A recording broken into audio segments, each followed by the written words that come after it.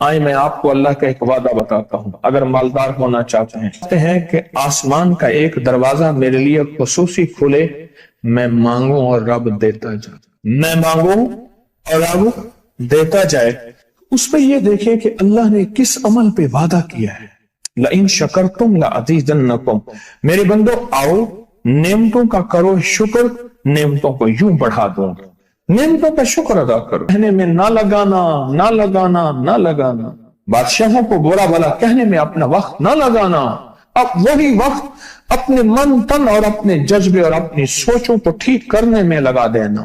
اعمالکم امالکم، حکمران ویسے ہوں گے، اور اعمالکم احوالکم، پھر دنیا کے حال احوال، مہنگائیاں، فضائیں، ہوائیں، وبائیں، یہ پھر تمہارے اعمال کے مطابق ہوں گے۔ بس شکر کی زندگی ہو۔ ایک بابا جی میرے پاس آتے تھے، بیر لے کے، اد گلے، سیب، چیزیں چھابے میں لے کے گاؤں گاؤں بیچتے تھے۔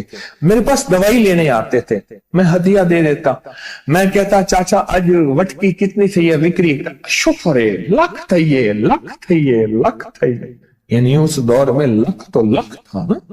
میں سوچنے لگا، ایک صاحب حضور کی نعت پڑھ رہے تو کہنے لگے مصطفیٰ جان